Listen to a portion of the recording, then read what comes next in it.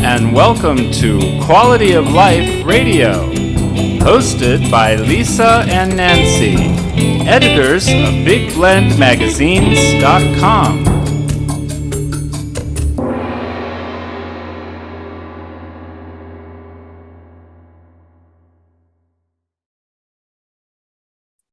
Hey, everybody. Welcome to Big Blend Radio's Quality of Life show. You know, we've had psychologist and author Jodie Eckleberry-Hunt on the show twice, maybe even three times, but she was on with her first two books. The first one, Move On, Mother, You Know Whatter. That's not how it's spelled, though. And Getting to Good Riddance, a no bullshit breakup survival guide. And today she is back. So exciting. Her third book. You know what they say, when you start doing things in threes, all kinds of good stuff happens. This is called Badass Stories, Grit, Growth, Hope, and Healing in the Shit Show. We all know about shit shows, right? And we're allowed to say these kind of words because she's a psychologist and she says it's okay to get those kind of things out. So her book is out on February 14th, 2023 through Turner Publishing. Awesome publisher. And I encourage you to go to her website, JodieEckleberryHunt.com, and that's Jodie, Jodie, Eckleberryhunt.com, and make sure you pre-order this book and get it. Her writing is awesome, and she gets you to really think about your life and how to move forward through all kinds of exercises. And in this book, she really shares some stories, real stories like that we can all identify, a real people story going through shit, quite frankly. So welcome back, Jodie. How are you? Thank you. Thank you for having me. I'm good. The sun is almost out in Michigan, so that gives hope. That is hope, but you guys don't have warm sun at this time of year. I'm sorry. No. I think the first time we interviewed you, we were going through that Wisconsin winter, and we didn't understand until we were there what that meant. And and when that winter comes, you get good books, and it's a good time to actually reflect. I think winter going into spring is a good season to kind of take stock of your life. That's a great point because, if you're like me, you don't like to be out in the cold and there's, not a lot of other things to do, be inside, and you can only do so much with your time. Yeah, so take stock, and then when spring comes, you're ready to roll. But this, number one, badass, I probably say that term on the show more than any other term.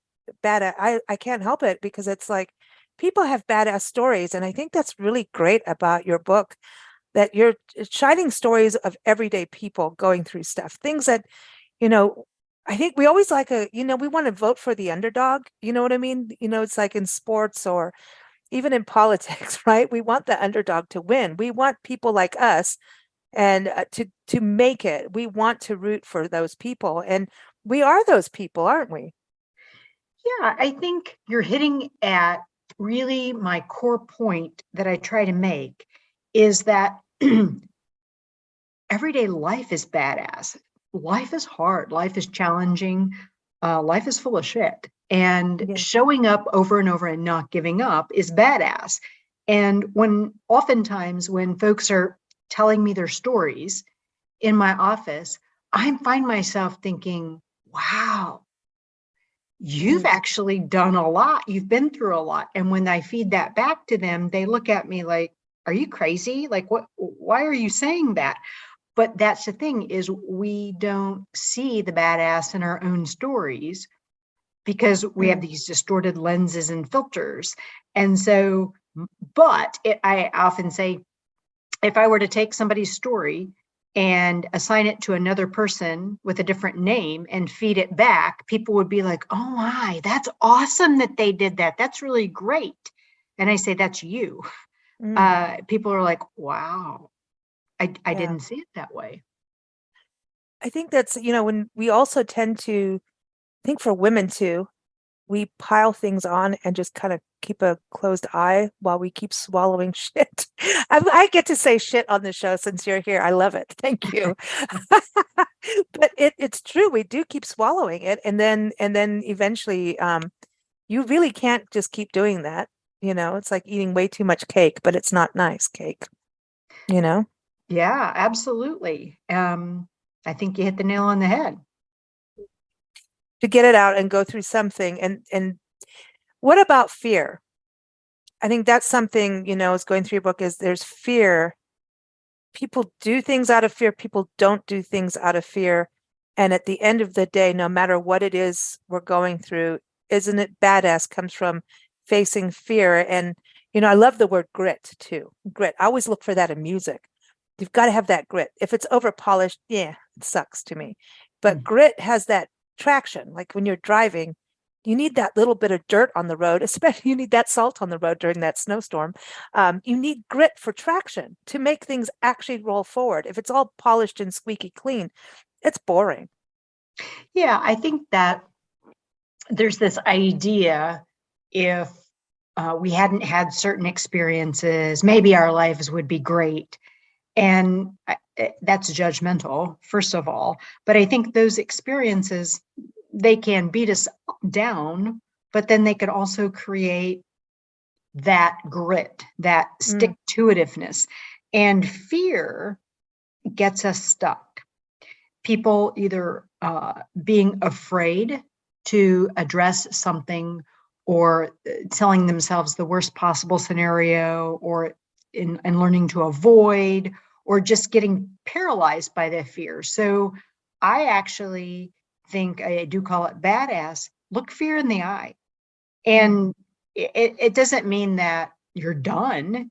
It just means that you're willing to sit with it and figure out what is it that I need to do next in terms of the direction or the path that I want to be on. What's interesting with you in this book is, you were writing that you actually wanted to write this book a long time ago. So was this in your head before the other two books? Yes, this was, and that's an important point. This was supposed to be my first book in terms of when I had daydreams, but I was too afraid to write it. And the reason why I was too afraid to write it is it's real. There's a lot of personal stuff, but I think that the stories are difficult. And I had a fear of being judged, and I'm going to be judged, right? So I it's not that I somehow think I'm not going to be judged now. It's just saying the fear of being judged is not a good enough reason to not write the book. And isn't that hard also as a psychologist? Because don't people look at you must be 100% perfect, nothing goes wrong in a psychologist's life. You're like, you know what I mean? They think you sit on the couch with yourself, right? But that's not really what life is, because none of us, you make a good point in your book, is we're all human, and that means we are 100% imperfect. And so we're human, we're going to make mistakes, we all go through something. Also, because we're dealing with other humans. Relationships are not just one-sided, and if it is, you should get out. But there's or work on it, I should say. But you know what I mean? It's there's no way perfection is part of it. And I think fear and perfection kind of hang on to that's a weird relationship, but real. Yeah, fear of in facing imperfections. Somehow maybe a fear that you'll drown in it, but you made a very good point. People are sometimes surprised when they find out that I'm human, and I'm like, I'm in the shit show with you. And folks say to me that that's actually comforting.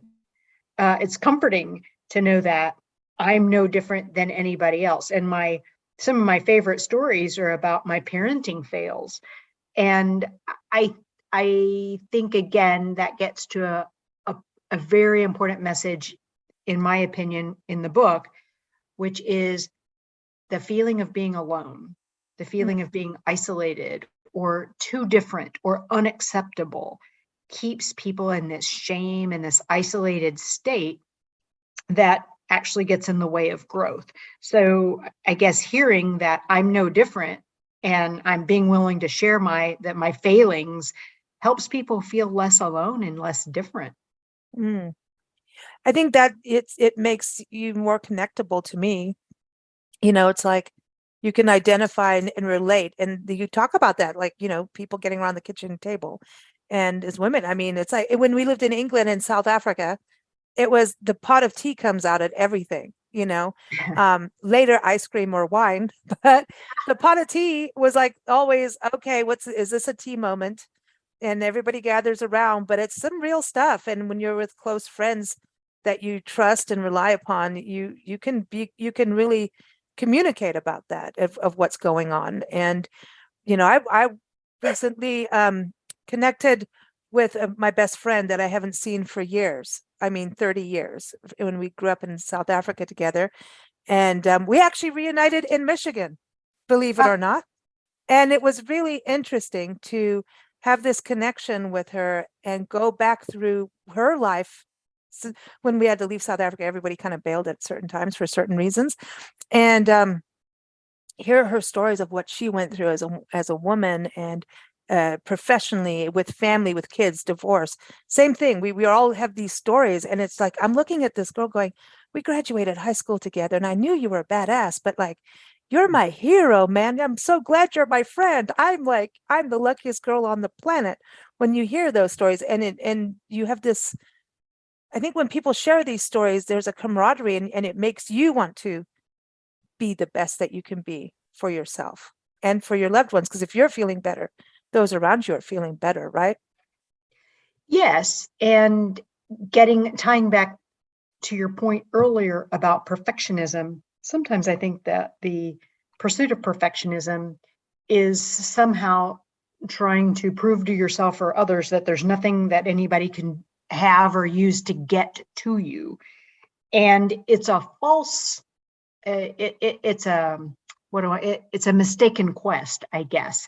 And really, the connection is allowing yourself to be vulnerable, as you just described, and knowing that the people around you are going to feel even closer to you because of that. The pursuit of perfectionism, nobody wants to be around somebody like that. So it's self-defeating in many ways. Are you going to do like a badass girls club? I never I was just thinking about that when it's so funny, because I was just thinking, like, these stories are empowering and make you realize that you can keep going and you can find a way. There's always a way, and to face fear. But if you had badass girls club, it'd be kind of cool. Like, just kind of like superheroes. You know what I mean? Superheroes for ourselves, and then that means we can be imperfect too. So I hadn't thought about that, but I'm smiling really big, thinking that's a really cool idea. That would be something beautiful, in my opinion, to come from this, getting conversation started. Yeah, because that's the thing is, women, I know I keep going to women, but men go through things too. And so we shouldn't leave men out, but I kind of like that kind of concept, because the stories that's what I think is so beautiful about this book. There's women going through so many, and people going through so many different things, different stories, childhood issues, parents, abuse, there's trauma, there's a little bit of everything that someone knows someone or has gone through it themselves. And so even if it's not something that you can identify with personally, you're going to know someone that you could share that story with. So it kind of goes beyond a book club for me with this. Well, and cool. Again, those badass stories are the everyday. It's not the stuff we tend to look at, which is, okay, so somebody I got caught falling in a crack on a mountain, and they had to gnaw their arm off to get out. Yeah. Or eat your friend when your plane crashes in the snow, right? Yeah, exactly. So, I mean, those are great stories, but not something that the average person is typically going to overcome or sort of encounter in their life. But what I'm talking about is truly badass is it's overcoming abuse or leaving abusive relationships, or setting a goal and not giving up in spite of things that get in your way. And these days, I am a big fan of saying parents of teenagers are badass, and only because I'm in that. But I think Nancy agrees with you. She's overhearing this and she's giving you thumbs up on that. I think anybody having to do, we're juggling so much. And I think people getting through the pandemic are badass, because you think about what it's done to the world. And there's a lot of positive stories and badass stories that have come out of the pandemic too. This could be like a whole TV series. Like seriously, what you've done with this is, I just think it's huge. Because it's inspiring, it's empowering, it's true. You identify with it. But yeah, I think the family thing with parents, you that's one of the first stories in the book. It's like, oh my gosh, so one girl having to deal with her mom, and I look at Nancy and I, and we have a relationship, I mean, that's close. At the same time, we have to tell each other off. We do. And then we have wine and get on with it, because I think we've kind of put it like we're not allowed to go that far. Like we're just not, we have a bigger purpose together in what we do. I don't know how to explain that, but it's we I don't know, we're very dedicated to what we do. And if you let stupid shit get in the way, you're not going to make it. You know what I mean? You can't. So it's kind of like you hold each other accountable to your actions. Of course, she's still the mom. Make no mistake. I don't care how old I get. She's still the mom, but I think it's parental. Oh, it's so changing too with all the generations. Is that something you see a lot of for parents having to get through their own crap that they've gone through from their parents? Here comes the next set of kids, and then there's just all these different generations. I think that's why grandparents are always so important. They kind of rectify what they did in the past. I don't know. I'm going to get myself in trouble here. I think My foot is getting thicker and thicker. Oh my God. All right, creating my own shit show. But that is, I guess, the point of being badass is a persistence. So it is badass to stay engaged in a relationship over the long term, even when it's painful. And by the way, wow. it's also badass to leave a toxic relationship, but Yeah. in any human relationship, there's messiness. And so to be able to sit with it, because sometimes it's just easier to walk away or to avoid, but to really sit with it and to compromise. And what you're getting at is, as we grow older, being able to reflect and saying, even though maybe I would do some things differently, how can I grow from that now? How can I begin to be different in relationships? And I guess just the stick-to-itiveness, that's badass. See, this is really true. And one part of your book that I really love, and about all your books, you talk about cognitive behavioral therapy. I know every time you're on the show, I bring this up because it's something people can actually work on. It's not just read a book and, oh, that's nice. It gives you something to do, to take action. Because, like I say all the time, Joan Baez, action is the antidote to despair. Start moving forward. And when we want to quit, I always feel like if, you want to quit, then the next day, think about it. Don't just quit out of emotional drama. Think about it. And just anything in life. It could be a career. It could be anything. The next day, I guarantee you, whatever you were going to quit, some light is going to dawn on something better. Sometimes the quitting point is right at the breakthrough of something. And if you've quit, you've lost that moment. How many people in business have quit right as they were about to really make it, in sports and any kind of achievement? And I think with your journaling, you always have a journaling point in this every chapter. And I think that's so important, that we journal and we write things, even if we just go shit. Well, what you're hitting, that not giving up is the grit, and the knowing that it might not turn out the way you want it to, but being flexible enough to say, oh, well, maybe it was supposed to take this turn. And so it's sticking to it, but also being flexible at the same time.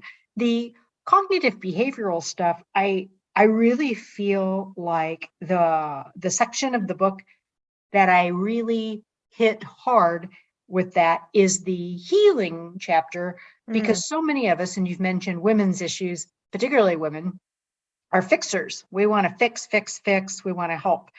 And it's starting to challenge that drive in our head and saying, is our behavior really getting us is it really the best? Is it getting us what we want? And is fixing what's needed? Is it is it really fixing anything? And being able to dial back our drives and showing up in our head and saying, what are you doing here? Mm. Yeah, I think sometimes we have to just chill out a little bit, you know. There's fix, where it can also, if you there's fix yourself, but you can over fix yourself, right? You can be nitpicky and mean to yourself, Yeah. and then you're trying to fix everybody else, and that's annoying. Yeah. Well, it's judgmental. It's as Yeah. if you have the fix for everybody else. Mm. Yeah. I mean, that's a hard thing. And I think women, and it doesn't necessarily mean it's coming from a bad place. It's just that, and I think that's where some of the parental issues come in, for people, mothers, women, the mothers and daughter thing can get a little nitpicky. It's like, I have friends who have gone through with mothers that are, and even fathers have done it to their daughters about their weight, put girls on severe diets, and made them feel really, and you deal with this in the book too, the self-confidence that goes out the window because of their weight and their looks. I look at, some of what we always talk about, the kid stars, the child stars, how messed up they are after they go through Hollywood as a kid because of all the attention, but you must look like this. They're not allowed to be and make mistakes. We're supposed to make mistakes. And I think that sometimes that perfection thing can really ruin kids. It's and it goes into adulthood, Well, you're right. There were a couple of stories that I hammered that home, that those messages get sort of seared or burned into a child, because a child is like a sponge. And at some point, you no longer need your parent to be telling you not good enough. That's what you tell yourself over and over. And I guess you can recognize that it's not healthy, but it doesn't go away. It has been, again, seared into that emotional part of you. And all you can do is then start to pay attention, reflect, and try to separate yourself from that, but recognizing it doesn't go away. Mm. And you don't have to dwell in it either. No. You know what I mean? Even if it's there, you can move forward. Yes. And so that's something I wanted to ask you as a psychologist. There's different thoughts about it all. Like, how, if you go see a psychologist, that they're going to keep you on the couch for 20 years and make you relive the trauma over and over again. But isn't that where cognitive behavioral therapy really stands up and says, no, you need to start taking action, not just sit on the couch and relive trauma? Well, okay, so it couldn't be what I'm going to say might be a little bit controversial. My stance is, when somebody walks through my door, I don't want to create a dependency.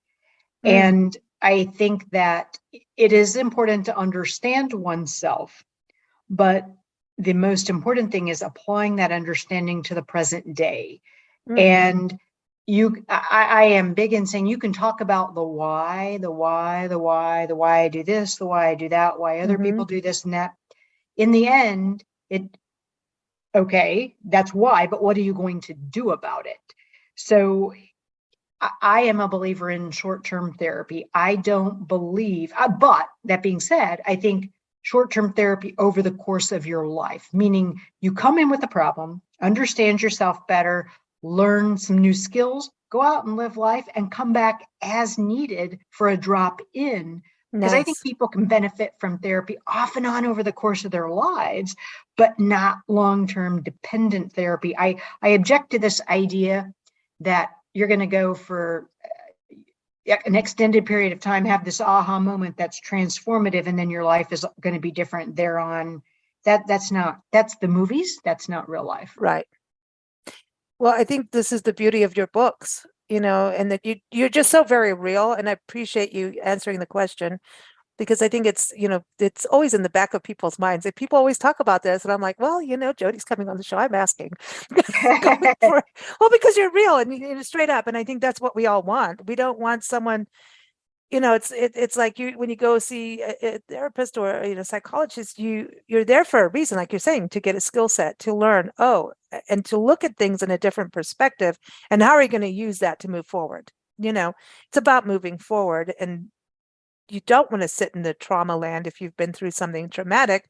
But there's a lot of people with some real serious trauma that I know has to be worked out. But I just love that you always put action into it.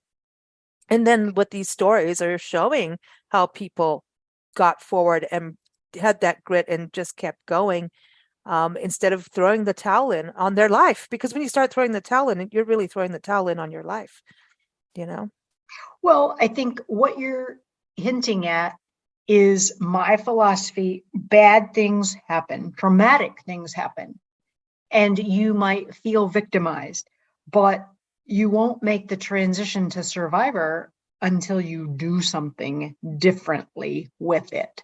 And I think that is key. That being said, what's interesting, you may like to know, in the past couple of years, I've had some people come into my office and say to me, they don't like the kind of therapy I do, which is completely fine, by the way, but they want the kind of therapy where you go in every week and you talk about your problems that you've had over the last week, and you just sort of replay your life. And I smile and I say, yeah, and you're right, I don't do that kind of therapy. Like I hear what you're saying, because I think that's a friendship. Like you update your friends on your life and they just sit and listen, because that was the objection. Like they don't want that problem solving approach. They just wanted a safe place to come and talk. And again, I don't think you should have to pay for that. No, absolutely. I think there's friendship, like I was saying, reuniting with my friend in person, and having our conversations every month is the most empowering thing, because you do hold each other accountable to how you move forward. And because you know each other, you know what I mean? You can't BS yourself. You can't. You just, because they know you. They look. It's like I can't lie to Nancy. She'll look at me like you're full of it. Same with a really good friend who knows you. You can't do that, and so you have to be true to yourself and to them. And that's what your friends are, to call you on it and not be mean if you're doing something wrong, but call you on it so that you do put your best foot forward. They're your cheerleaders in life, and that's a good thing. But I think, again, having a book where you can read stories and interpret it the way you can connect with who you want to connect with, in your book. I think it's going to help other people even communicate with friends that are going through something, have a better understanding. You know what I mean? Well, it's interesting. Yeah. Again, I go back to that idea that you shared, which is so enticing now that you've planted it in my head, that like doing some kind of a book club gives a platform or a springboard to talk about other issues. Yeah. I think it's huge. I like the Badass Girls Club. It could be the boys club too, but the club.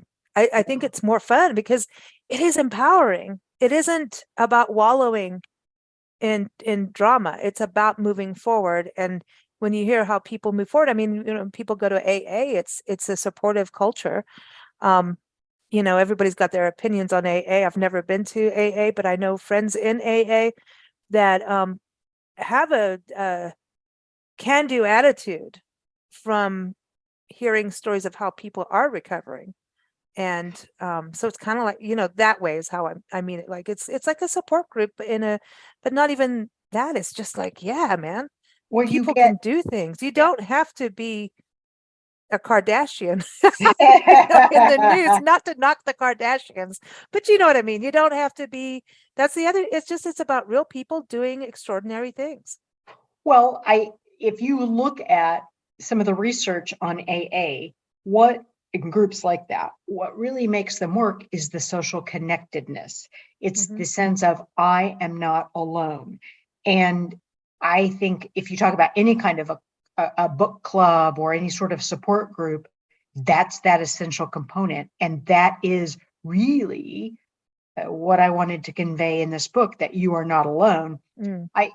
One of the greatest comments that I've gotten from some folks who have been early readers is they've said, I've heard this a few times, so I think it's real. Not that I wouldn't think it was real if one person told me, but it just seems to be shared, is people have said, I saw myself in so many of the stories. Mm. And I agree. that's what I want to do.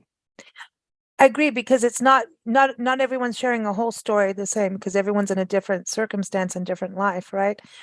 But you're going to have that's what I was saying. It's like, even if you have a friend that's going through something similar, you can have a better empathy and compassion and understanding, and could share that story. Sometimes it's so much easier to share stories and better to do than do this, do that.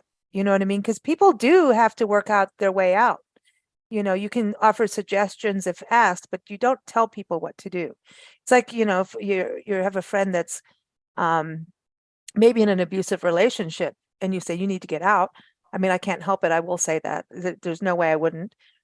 But she's never going to leave until she really wants to leave, or it's too late. You know what I mean? It's you can provide assistance, you can provide ideas if they want them, but you're never going to be able to get there's traumatic things, and sometimes you can help where you can help, but people have to do it themselves, and through stories they can formulate their plan out, because they're the ones who are going to know how to get out of a situation and move forward. 100%. Yeah. So, and again, you going back to something you said earlier about perfection, nobody wants to share stories with somebody who always has the perfect answers. And there's no perfect answer. And that in particular, the abuse stuff.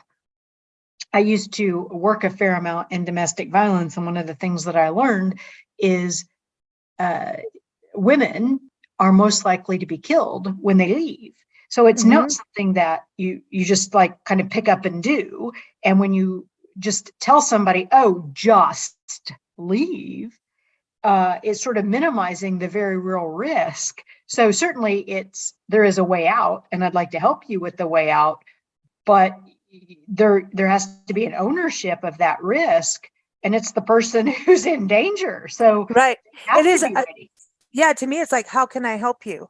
Yes. What do you need? Can I do research? Can I, get you to a safe haven? You're very right. The women that go through this, I've pulled some friends out of situations that I was like, oh, yo, dude, I'm going to get shot. Like, seriously, I could tell that we could do a whole show on stories of that. And then it is scary, because especially if it's a person in intense rage, and that rage is there for a reason, so the abuse thing it happens, and people that's what's so I don't it's hard for me to understand. Like, I understand people, anger, rage, but then how it continues the next day and the next day, and the stalkers and all that, I don't get it. I don't understand, because it's to me now, you've lost the emotion. Like, how I don't get the emotion. You know what I mean? I understand emotional upsetness, but I don't understand that part where it just continues on, but it certainly happens. But the going, to the perfection part, one thing I've learned in life is the people that look like they've got it all together are the ones who really, really need help the most. Well, it's inauthentic, because there is no perfection. Yeah. Yeah.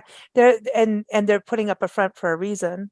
Something's up. You know what I mean? There's a game being played, and they're the ones who need help. And they always say, like, your strong friends, you need to check in on them once in a while and ask, really, how are you? You know what I mean?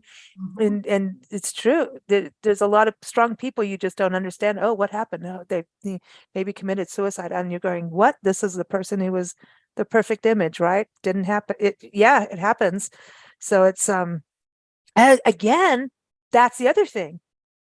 I feel like after this pandemic, that there's a lot of topsy-turvy emotions going on around the world and across the country. And I just know, even, I was talking with a good friend about this the other day, and I said, people are like, went from being excited to see friends and family and get back in the world to there's a lot of emotion, like anger, I think, because there's a lot of change going on.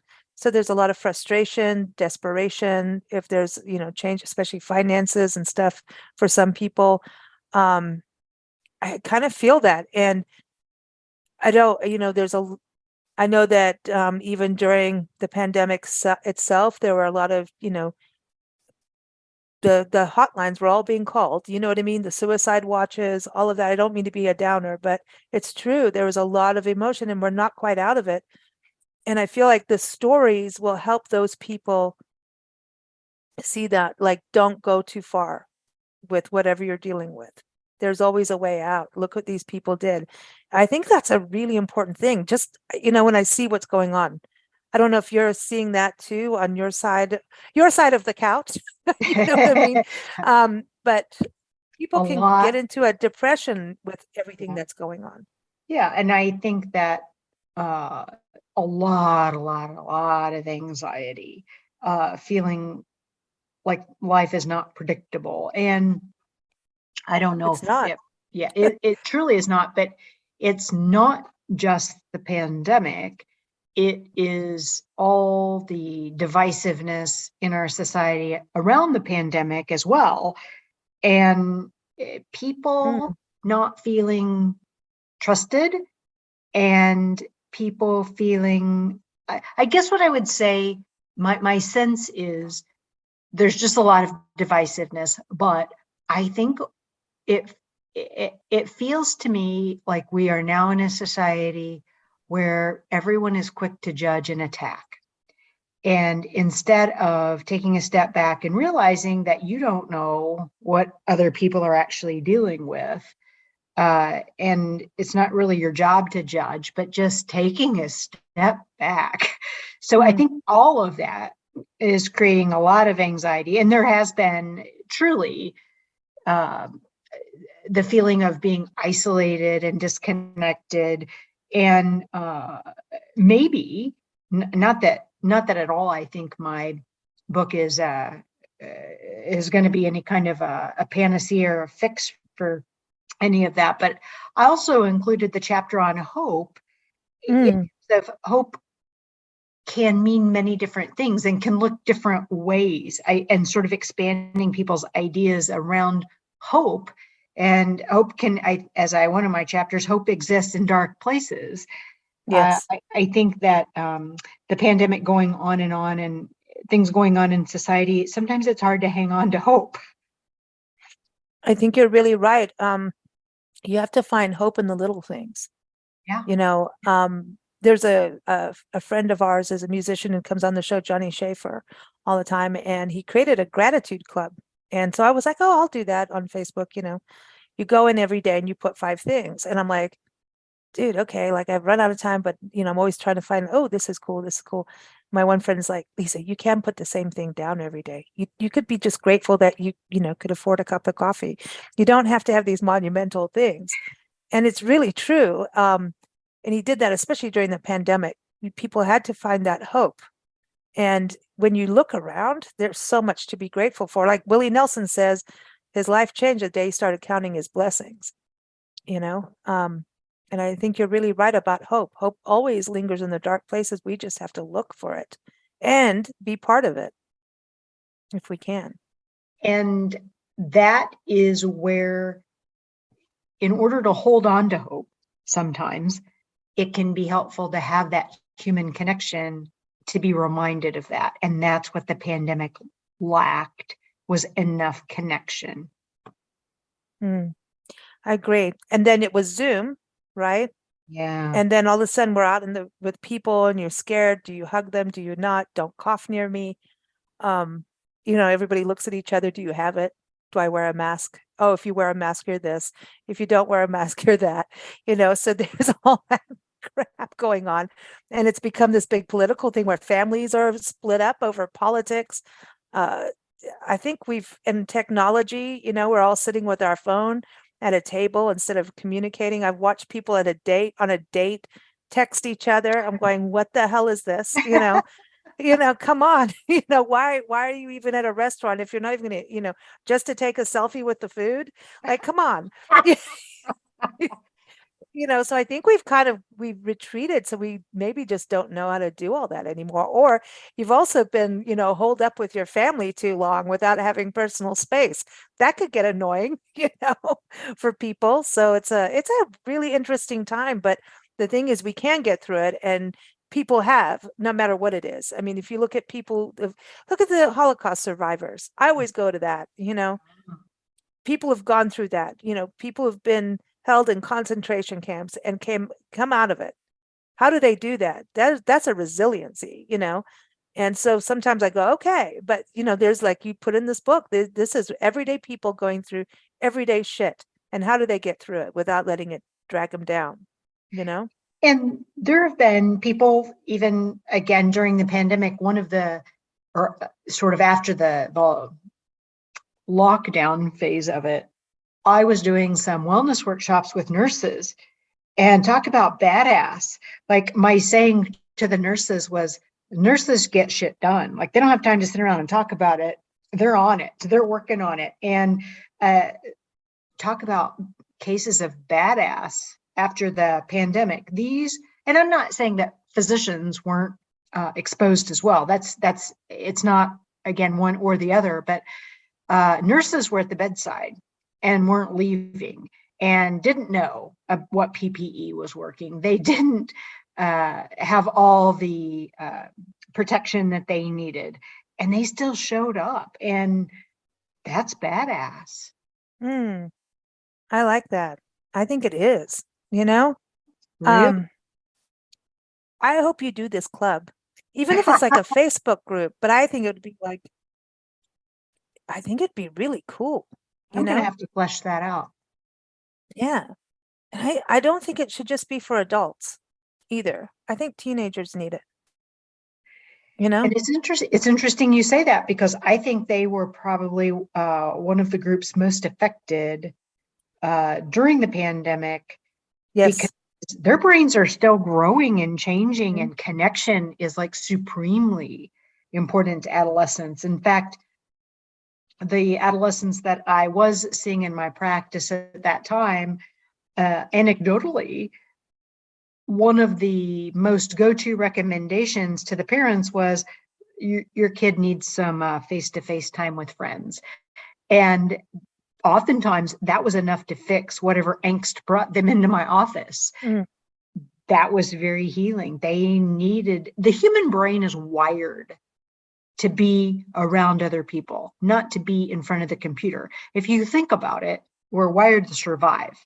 So in order to survive, we have to have connections to other people, because we can't do it all ourselves. Diversity actually brings strength. So we have to have people with different skills and different resources. So the brain is wired to be around other human beings.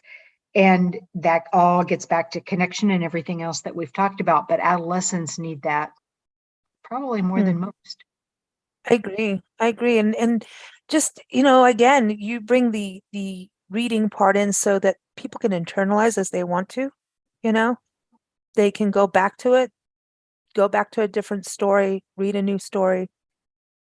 But there's the action part that you bring in. And I think that is so important. I mean, as I remember writing all kinds of poetry and getting my emotions out, writing music and art and, nature and all of that. But you're a hotbed of emotions as a teenager, and this didn't really help everything.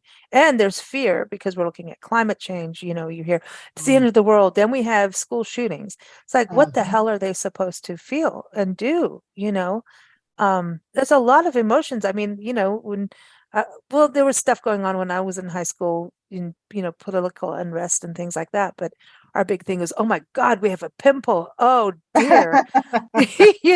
So it's really changed, right?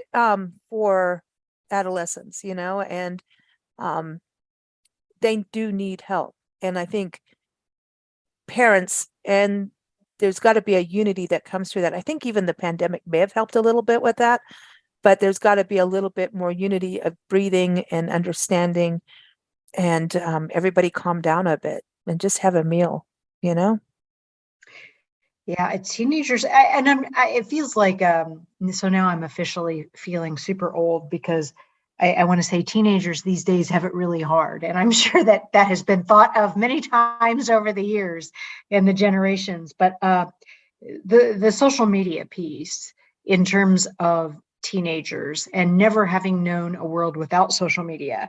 And like for me, I'm not, so I may see something on social media that is triggering, but I have a whole experience where in my life where social media did not exist. Teenagers these days do not have that. And so it's so hard to separate because on social media is curated. It's not authentic. And so that's just something to sort of process. Although, let me say that one of the things that is super interesting to me is that teenagers these days are much, much more comfortable talking about they use the term mental illness. They've sort of reclaimed that term, and they're much more comfortable with therapy than a lot of adults that I know. That's, because I think somebody else is listening to them. It's a separate entity, so that you don't feel like it's a non-judgment zone, right? So I think teenagers are always feeling judged. They're very judgmental on themselves and on each other. Talk about being picky. I mean, it's like, oh, did you see what she wore? You know, and then at home, it's like, you didn't do this, you didn't do that. And you know what I mean? So I'm not saying everyone's home and family and friends are like that. I'm just using, examples of it. But I think, and then all the pressure of high school, of all the courses, you need to go into this college. And I mean, what kids are putting on their shoulders now is ridiculous. Honestly, I get that, they can handle much more, do much more, but there's meanness on social media that is insane. The bullying, it's insane. So when you do go into see a therapist, a psychologist, psychiatrist, a caregiver, someone who can have a conversation with you without being like, well, you did this wrong. I think that's really relaxing for them. Like they actually get to be human and grow a little bit more than someone that's looking to see. I think that's part of the problem. I think they're always being judged, and they're young. They're gonna screw up. We all do. And I think sometimes that is not always there for them, depending on their family situation, that they need to be able to screw up. Well, judgment is a mean mofo. That is something I think that we need to get a handle on. That being said, kind of going back to what we talked about earlier, I've given up a lot of my teenage work because I'm not the most patient person, and longer term therapy can be beneficial with teenagers because they're still unfolding, and sometimes takes a while for them to find the words to share their experiences. And so circling back to, we were talking about, well, long-term therapy or not, long-term therapy, and again, that's a relative term, can be more indicated with adolescents because they may not have that safe space in other areas of their lives and don't have as much control to create it as an adult. That's true. Everyone's in a different situation, man. They really are. But again, stories, I think storytelling is probably one of the most powerful tools in life to make change, positive change, and gain understanding. Whether it's a book, true stories, a movie, music, art, I think storytelling wins to make positive change and to comfort. Storytelling evokes emotions. Yeah, comfort is helpful. That's part of that hope thing, I think, what you're talking about too. And so I think it's comforting. That's a good word for your book. It doesn't sound like it since it's badass, but it is. It's comforting. You can be comforted in badassery. I love that, so congratulations on 3 books. What's next? Is there another one? I think you need to do this club now. I think that's another new project. And I think it could be an actual TV series or something. Come on. Oh, well. A podcast series, Yeah, I found myself recently thinking I would love to do podcasts, although I think it's a lot of work. I mean, you can tell me, I'm sure it's a lot of work. Don't ask me when I went to bed. We're launching a whole new show thing, and I don't even want to talk about it, but I do because I'm excited. Well, to me, there's, it's like between traveling and, full time and doing podcasts, it's like we're in college all the time. So Nancy and I don't feel like we've aged a bit. And if my best friend the other day tried to tell me I'm hitting that half a century mark. I'm like, what do you mean? I thought I was turning this. And then I found out, oh my God. So all I can say is podcasting is good because the more you learn, the younger you feel, no matter what your skin may look like.